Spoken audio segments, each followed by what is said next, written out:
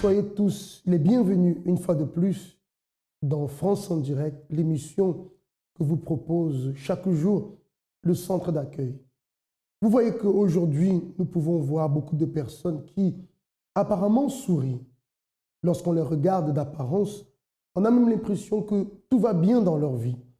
Combien de personnes un jour souriaient et du jour au lendemain, vous avez entendu que cette personne a fait une tentative de suicide. Ça, chaque jour, nous l'apprenons. Vous voyez que beaucoup de personnes se posent la question, mais comment est-ce qu'elle a pu faire cela? Hier encore, j'ai parlé avec elle. Elle est une personne mais tellement bien, toujours souriante. Oui, le sourire qu'une personne montre n'est pas toujours synonyme des bien-être intérieurs, car beaucoup de personnes traversent des moments très difficiles, des moments de désespoir, des moments de souffrance pour lesquels malheureusement ils ne trouvent pas de solution. Mais ici au centre d'accueil, nous vous apprenons et nous continuerons toujours à vous enseigner que la solution existe, peu importe ce qu'on peut vivre comme situation, peu importe ce qu'on peut affronter comme problème, la solution existe toujours. Tant que bien sûr, il y aura des personnes disposées à lutter pour atteindre ce changement. Je veux tout de suite vous laisser avec le témoignage de Randy, un jeune qui vivait d'apparence, mais qui a pu changer cette vie d'apparence et qui aujourd'hui a pu conquérir une véritable transformation intérieure. Avant d'arriver au centre d'accueil, j'étais un jeune timide, réservé, qui vivait d'apparence, qui me cachait derrière une personne que, au fin fond de moi, j'étais pas en fait. Ça a commencé comme ça dès la 6e. Le premier trimestre, je me rappelle que j'avais pas beaucoup d'amis, j'étais vraiment seul. La manière dont j'étais réservé quand je suis arrivé en 6e et quand je suis arrivé au lycée, c'était différent. C'est comme si je peux dire que je me suis créé un personnage en arrivant au lycée. Tout ce que je faisais, c'était pour attirer les gens et qu'à côté de moi, il y ait un maximum de monde pour montrer que j'étais là. Alors qu'en fait, en rentrant chez moi tous les soirs, je savais que toutes ces personnes qui étaient là à côté de moi, demain, il m'arrive quelque chose, je sais qu'elles sont pas là. Je mentais beaucoup. Les mensonges, c'était surtout pour me valoriser d'une manière. C'est-à-dire qu'il y a quelque chose que j'ai pas, je vais dire que j'ai. Il y a quelque chose que j'ai pas fait, je vais dire que j'ai fait. Et tout ça, c'était pour monter un peu en popularité et tout, pour affirmer un peu le personnage que j'avais créé en fait. Le moment le plus difficile, c'est quand je suis arrivé en première, les gens commençaient un peu à se retourner contre moi, les gens commençaient un peu à voir les choses différemment. Je me suis dit, si ceux qui sont à côté de moi, ils pensent comme ça, ils font ceci, cela, comment ça va se passer après? Comment je vais finir après? Parce qu'en fait, mes 3 années de lycée, je vivais de ça. Je vivais de l'entourage, des amis, de tout le monde que j'avais créé en fait.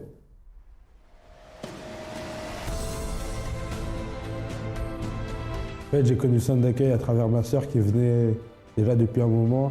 En entendant tous les messages, je comprenais qu'il y avait un problème en fait. Ça faisait un petit moment que j'étais là et je savais plus trop, j'avais des objectifs mais je savais plus trop comment les atteindre en fait. Je savais plus trop par où passer pour arriver à ce que je voulais faire.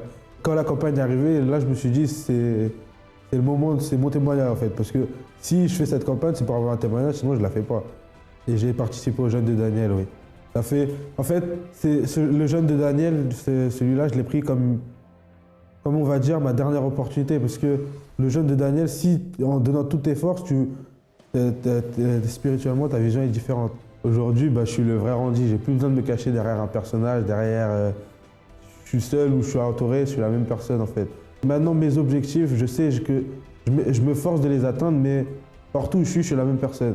Et ça fait qu'aujourd'hui, je suis un jeune épanoui, je suis un jeune heureux, je suis content. Je vais signer un contrat dans un grand club de Ligue 1 de France. À l'âge que j'ai, avec le peu d'expérience que j'ai, c'est quelque chose de très fort. Ça a été possible à travers le sacrifice et à travers le renoncement. J'ai pris en maturité, j'ai grandi, puisque j'affronte les situations d'une manière différente en fait. Pour moi, je suis en train de vivre la vraie vie d'un jeune, puisque quand on est dehors, on vit, mais c'est éphémère. Alors que là, tu dors le soir, tu es content, tu te lèves le matin, tu es content. Et donc c'est cette joie-là qui fait que je suis là aujourd'hui. Vous avez besoin d'aide? N'hésitez pas. Nous sommes là pour pouvoir vous aider à vous en sortir. Vous savez, de nombreuses personnes qui arrivent ici au centre d'accueil, je dirais des milliers de personnes, parce que chaque jour nous accueillons des personnes qui viennent avec des situations différentes.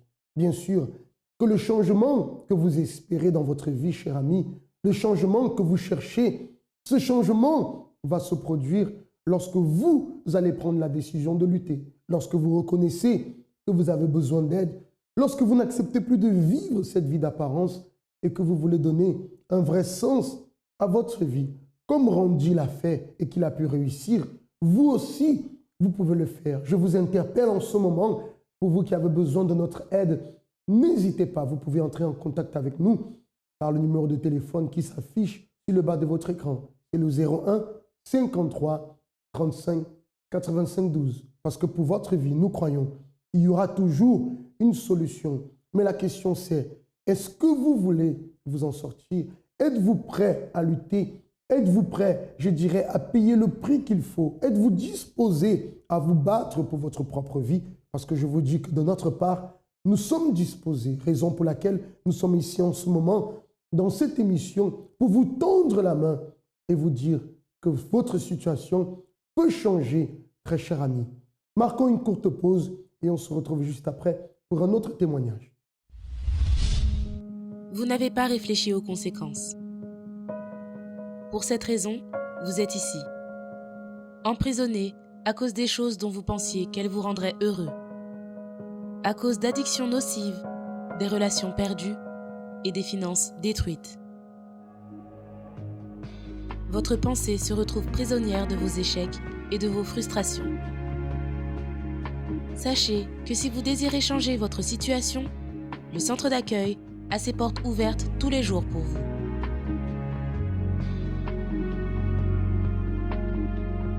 Nous souhaitons vous aider à vous libérer de toute prison où vous vous trouvez.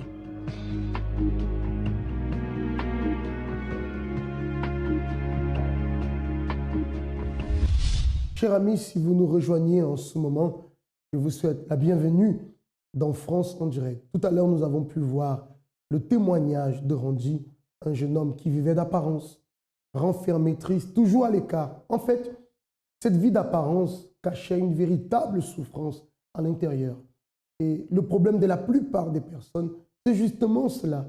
C'est cette souffrance intérieure. Lorsqu'il manque la paix, lorsqu'il manque ce bien-être intérieur, il y a une souffrance qui s'installe.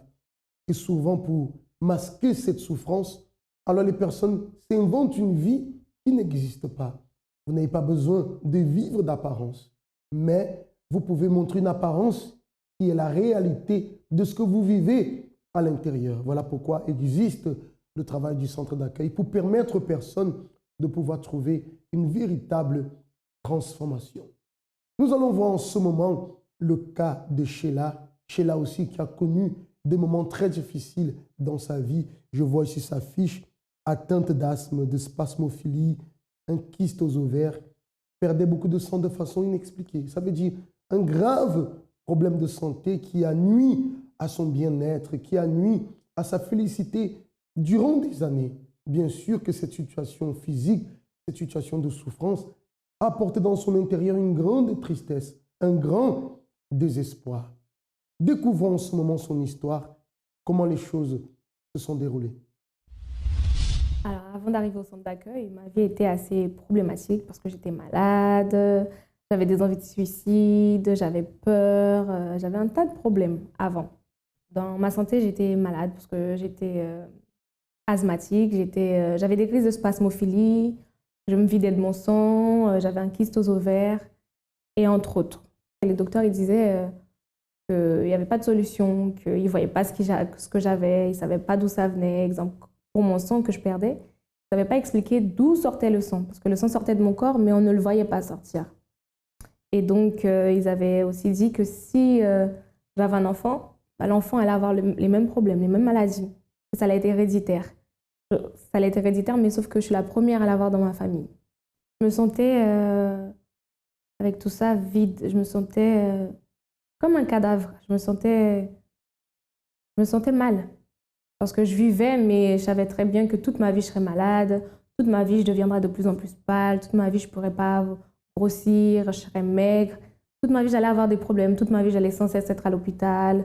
J'allais tomber n'importe où, à n'importe quel moment, sans savoir quand ça allait arriver. Parce que des fois, ça m'arrivait dans le train, ça m'arrivait à l'école, ça m'arrivait dans une place publique, je tombe, je fais une crise comme ça et tout le temps, ça, ça m'humiliait. Et donc, savoir que j'allais vivre comme ça toute ma vie, j'aimais pas, mais je faisais avec. J'ai fini par accepter. Dans ma vie sentimentale, j'étais, comment dire, je jouais avec les garçons. Parce que je m'étais fixé une règle, jamais tomber amoureuse de qui que ce soit. Je voulais pas me marier, je voulais pas avoir d'enfants, je voulais pas de famille.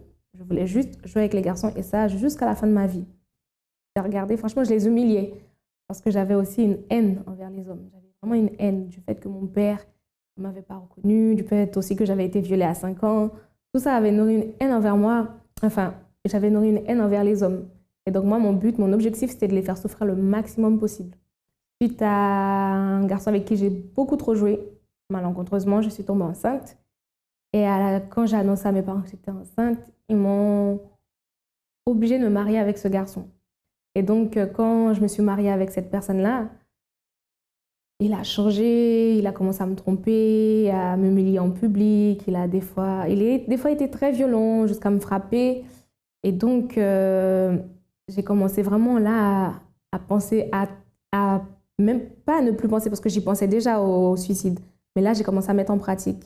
Une fois, j'ai bu de l'eau de Javel, j'ai bu tous les médicaments qu'il y avait, j'ai fait des mélanges. Je faisais plein de mélanges pour que vraiment ça puisse me tuer le plus radicalement possible. Et donc, je faisais sans cesse des tentatives de suicide, on se bagarrait des fois à la maison, devant mon enfant. Et ça, pour moi, j'avais plus d'espoir. Avec ma famille, ça n'allait pas puisqu'ils voyaient ma souffrance. Je leur disais. Parce que malgré qu'ils voyaient, je me disais, bon, vu qu'ils ne réagissent pas, peut-être qu'il faut que je leur parle. Je leur parlais, je leur disais.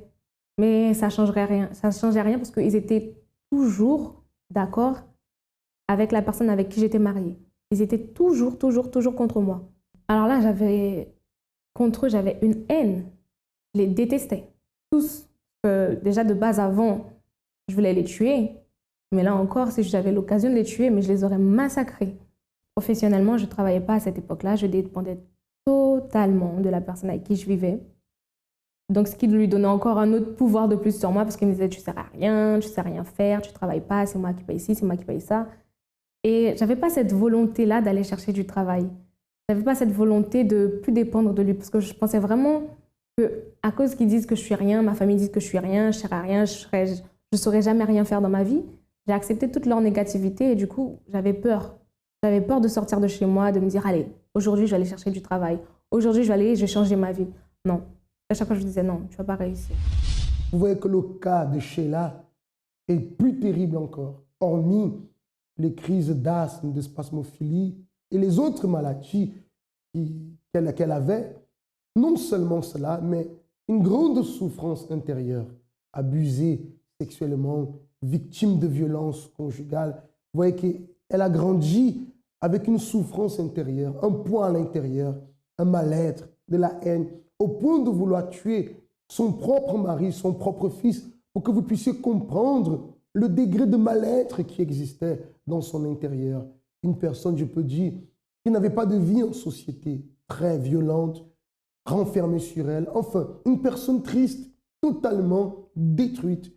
Quelqu'un que si nous regardons aujourd'hui avec nos yeux physiques, notre façon de penser qui est littérale, on se dit que pour celle-là, il n'y a plus de vie. Pour celle-là, il n'y a plus d'espoir. Comme nous voyons aujourd'hui beaucoup de personnes perdues, beaucoup de personnes désespérées, beaucoup de personnes à qui la société, la famille n'arrive plus à aider parce qu'elles sont arrivées à un tel niveau de souffrance qu'il est même difficile pour l'homme de pouvoir aider.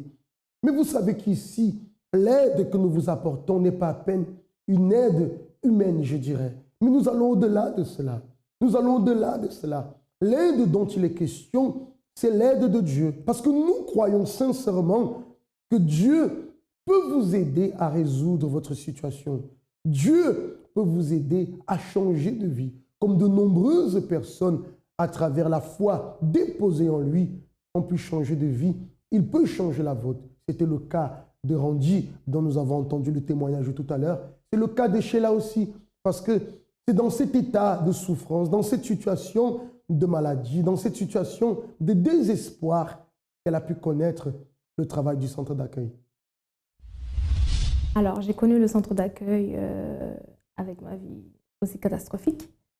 Et c'était un jeune garçon qui m'avait évangélisé dans la rue comme ça. Un vendredi soir, j'avais été et depuis ce jour-là, j'étais plus revenue. Et donc, tous ces problèmes sont survenus, tous les problèmes avec le père de Gaiden, avec ma famille, tous ces conflits. Et là, vraiment, quand j'ai décidé vraiment de mettre fin à ma vie, cette fois-ci de ne pas rater mon suicide, une amie m'a appelée et m'a dit « Ouais, tu te rappelles de cette église qu'on t'a parlé? Vas-y, fais un tour. Peut-être que ça va t'aider. » Et le lendemain, je me suis levée, c'était un dimanche, j'ai été. Et c'est comme ça que je suis arrivée au centre d'accueil avec tous mes bagages, tous mes problèmes. Et quand je suis arrivée, le pasteur, il m'a parlé, il m'a orientée, il m'a parlé des chaînes de prière que j'ai tout de suite commencé à faire. Le lendemain même, j'ai commencé. Et j'ai continué, je suis arrivée, c'était la dernière semaine du jeûne de Daniel. Et j'ai participé, mais sans même savoir comment il fallait faire exactement, mais je me suis lancée, puisque de toute façon, j'avais plus rien à perdre et j'avais rien d'autre à quoi me raccrocher, si ce n'était l'église. Et donc, je me suis raccrochée à ça pendant une semaine et ensuite de suite. Et peu de temps après, arrivé la campagne d'Israël, j'ai commencé à voir les témoignages des personnes qui disaient « Oui, ma vie elle était comme ça avant, quand j'ai sacrifié, tout a changé. » Et vraiment, quand ils montraient des photos de la vie de la personne avant et de la vie de la personne après, c'était miraculeux pour moi. Je disais « Waouh, si ça fonctionne vraiment, alors là, j'y vais de suite. » Parce que malgré tout, ça faisait à peine un mois que j'étais à l'église. Et j'avais encore des fois ces pensées suicidaires qui revenaient, j'avais encore des regrets, les souvenirs, tout ça qui m'attiraient encore en arrière. Et donc, je voulais vraiment couper court, passer à autre chose. Mais le problème, c'est que je ne travaillais pas. Parce que le sacrifice devait être matériel, physique et spirituel. Bon, physiquement, je pouvais faire, spirituellement, je pouvais faire. Mais matériellement, je ne pouvais pas faire parce que je ne travaillais pas. Et à l'époque, je recevais que 182 € de la CAF pour Gaiden. Je dépendais totalement de la personne avec qui je vivais à l'époque. Mais le pasteur, il parlait, oui, si vous ne travaillez pas, construisez votre sacrifice, engendrez votre sacrifice. Il disait plein de paroles comme ça. Et moi, je me disais, bon, ok, je vais le fabriquer, je vais le construire, mon sacrifice. Et je suis rentrée chez moi, j'ai cherché à voir ce que j'avais de valeur. Il y avait mes alliances, j'ai pris mes alliances, j'ai pris des vestes que j'avais, des chaussures que j'avais qui étaient en bon état, qui étaient bien, qui pouvaient se vendre et à un prix assez convenable, on va dire. Et donc, j'ai tout vendu. J'ai pris tout ce que j'avais de valeur. J'ai vendu, frigo, tout. Tout y est passé, j'ai tout mis. Et ça n'a pas fait une somme extraordinaire, mais c'était vraiment mon tout. Puisqu'à la fin, je me suis dit, mon Dieu, là, vraiment, je te donne tout ce que j'ai. Tout ce que j'ai de valeur, je te le donne. Et surtout les alliances qui étaient vraiment chères à mes yeux parce que c'était mes alliances de mariage, fiançailles, mariage. Je me suis dit... Je réfléchissais, je me suis dit, t'es sûre de toi, t'es sûre que tu veux faire ça? Et ça, vraiment, c'était le plus dur pour moi de vendre. Mais je l'ai vendu et j'ai tout déposé sur l'autel. Et juste après ça, j'ai eu un petit signe de Dieu. Parce qu'entre-temps, pendant le mois de la campagne, la personne avec qui je vivais, elle venait me dire, oui, bon, puisque tu ne travailles pas, mon frère va venir habiter avec toi, comme ça, il va t'héberger et lui, il paiera tout. Et ce qui m'a révoltée, parce que je me suis dit, je ne peux pas me faire héberger chez moi par quelqu'un que je n'aime pas et qui ne m'aime pas en plus. Donc, les conditions n'étaient pas correctes, c'était vraiment humiliant que me faire héberger chez moi par mon ex-beau-frère. Il n'y a rien de plus humiliant, franchement. Et donc, j'ai fait mes démarches à côté. J'ai été révoltée contre ma vie. Et c'est à travers les sacrifices que j'ai commencé à voir les changements dans ma vie. Vous voyez que Sheila est arrivée même au point de vouloir mettre fin à sa vie. Elle a voulu littéralement finir avec sa vie. Pourquoi? Parce que la souffrance était grande. Depuis petite, les abus sexuels, la maladie, les violences conjugales, la vie financière totalement détruite, la vie sentimentale détruite, son mari qui l'a quittée. Donc, vous voyez, autant de problèmes, autant de situations qui l'ont conduit à vouloir mettre fin à ses jours. Au plus profond d'elle, elle voulait s'en sortir. Elle cherchait une solution, elle cherchait une réponse pour sa vie, une lumière pour sortir des ténèbres qui l'envahissaient. C'est là où elle a reçu alors cette invitation par une amie, où elle est arrivée ici au centre d'accueil. Nous ne sommes pas ici en train de faire la promotion d'une église, mais à peine promouvoir la foi, promouvoir le pouvoir de Dieu, vous faire comprendre que Dieu a le pouvoir de restaurer totalement votre vie, que Dieu a le pouvoir de vous retirer de la boue dans laquelle vous vous trouvez en ce moment, de vous laver et de vous donner une vie digne, une vie de paix, une vie où véritablement vous aurez plaisir à vivre. Vous voyez que Sheila avait perdu tout plaisir à la vie, toute joie de vivre, raison pour laquelle elle désirait mettre fin à ses jours. Mais lorsqu'elle est arrivée, vous voyez qu'elle a reçu une proposition. Elle a écouté des témoignages. Ces témoignages l'ont impacté. Comme vous d'ailleurs, vous êtes en train d'écouter son témoignage. Un jour, elle a entendu le témoignage d'autres personnes qui ont connu des situations de souffrance et qui, par la foi, ont réussi à s'en sortir. Elle a dit, ça c'est pour moi. Ça c'est pour moi. Parce que si ces personnes souffraient et elles ont pu changer leur vie, moi aussi je souffre, je vais changer ma vie. À travers des campagnes d'Israël, à travers des prières, persévérance, détermination, elle a lutté, elle s'est investie, elle a voulu voir un changement. Elle a fait sa part et le résultat, c'est ce que vous allez découvrir en ce moment. Aujourd'hui, après tous les propos de foi, de sacrifice, les chaînes de prière, ma vie, elle a complètement changé. Intérieurement, je suis bien, je suis en paix, j'ai plus peur, j'ai plus envie de mourir, j'ai plus envie de tuer des gens. J'ai vraiment, je suis heureuse. J'ai pas tout ce qu'il faudrait encore, mais je suis bien. Et ça, c'est vraiment important pour moi, puisque à l'intérieur de moi, avant, c'était catastrophique et maintenant, tout ça, c'est fini. J'ai été guérie de toutes les maladies que j'avais. Gaïdon n'est pas malade, puisque toutes les maladies qu'ils avaient dit que ça allait être héréditaire, Gaïdon est en très bonne santé, il n'a aucune maladie. Et avec ma famille, tout va bien, tout a changé, tout a été restauré. Avec mes parents, je m'entends très très bien, avec mes sœurs aussi. Et maintenant, je suis en train de leur parler, de leur montrer que ma vie, ils voient que ma vie, elle a changé. Mais j'ai besoin encore de pousser un peu pour qu'ils puissent venir voir, pour inciter leur curiosité. On va dire ça comme ça. Professionnellement, tout a changé. Je n'ai plus peur de faire des entretiens. Je me sens plus inférieure à qui que ce soit parce que la personne a un travail et moi non. J'ai des projets, j'avance dans ma vie professionnelle, j'avance dans mes projets et je ne m'arrête pas là.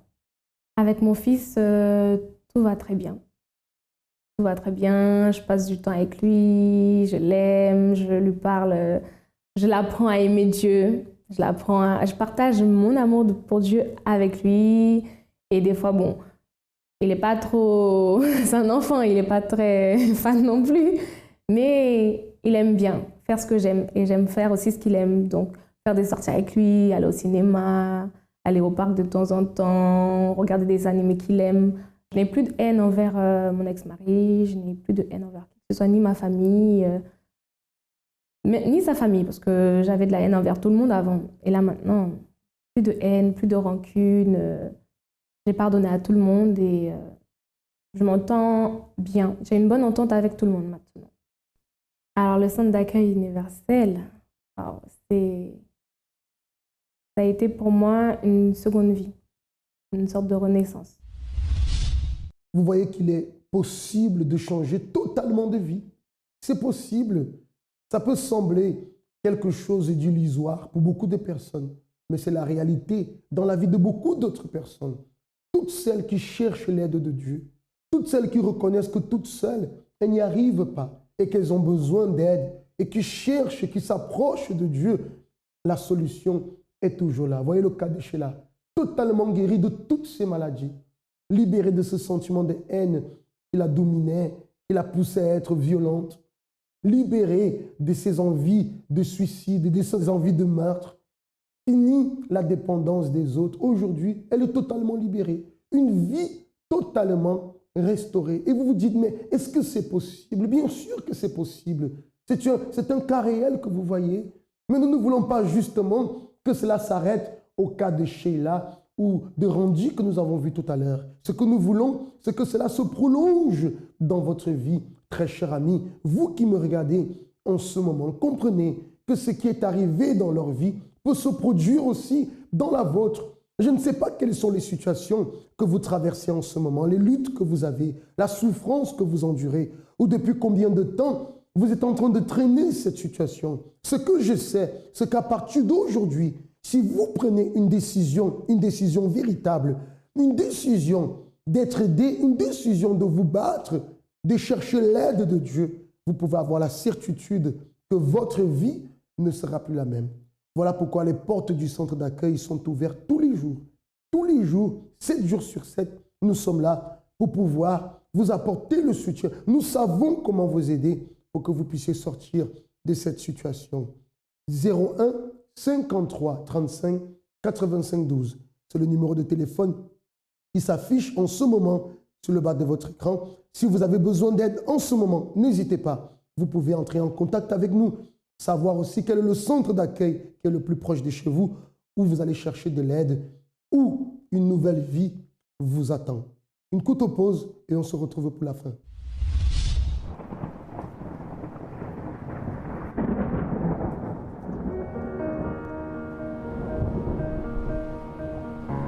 Dans la vie, il est très facile de perdre espoir.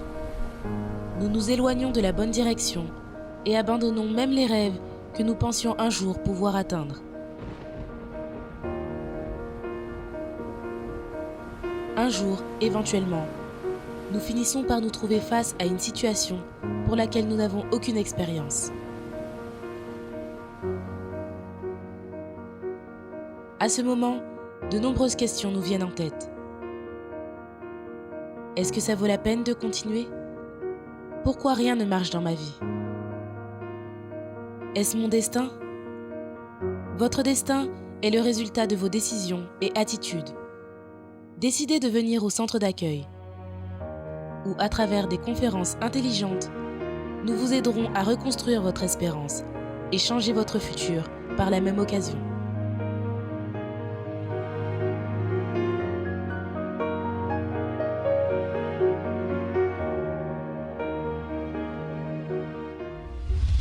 Très chers amis, nous arrivons au terme de cette émission, mais vous savez que cette semaine est une semaine très spéciale, la semaine appelée la Semaine Sainte. Et vendredi sera le jour qui va correspondre au jour où le Seigneur, justement, est venu et a donné sa vie pour moi et pour vous, afin que nous soyons libres, afin que nous puissions connaître la véritable joie, afin que nous soyons sauvés, afin que nous soyons libérés de la souffrance. Ce vendredi, dans tous les centres d'accueil, nous serons réunis pour prier en votre faveur. La victoire qui nous a été donnée il y a plus de 2000 ans à la croix, nous allons venir la chercher et se réjouir. Ce ne sera pas un moment de tristesse, non, de larmes, de pleurs, non, un moment de joie. Parce que c'est un moment de victoire. Il a triomphé pour qu'aujourd'hui, nous puissions avoir le triomphe sur toutes les situations qui peuvent survenir dans notre vie. Alors ce vendredi, je vous invite. Et aussi dimanche, qui sera très spécial, le dimanche de la résurrection, où nous vous invitons, très chers amis, et chaque personne qui sera là aura l'opportunité de recevoir un peu d'huile sainte qui a été consacrée, un peu d'huile sainte qui a été bénie. L'huile de la joie, l'huile de l'allégresse. Ici, au centre d'accueil, lorsque vous serez présents, nous allons vous expliquer comment vous allez utiliser cette huile. Il est bien clair que l'huile en elle-même ne fait rien, mais c'est la foi associée à l'utilisation de cette huile consacrée, l'huile qui bibliquement symbolise le Saint-Esprit. Nous allons alors utiliser notre foi pour ce jour de la résurrection qui va être un grand jour. Nous vous attendons dans tous les centres d'accueil. Et ici au siège à Paris, c'est le 254 rue du Faubourg Saint-Martin dans le 10e. Métro Stalingrad pour la ligne 5 et métro Louis Blanc pour la ligne 7. Très chers amis, je vous souhaite de passer de très bons moments et je vous dis à très bientôt pour une autre mission France en direct.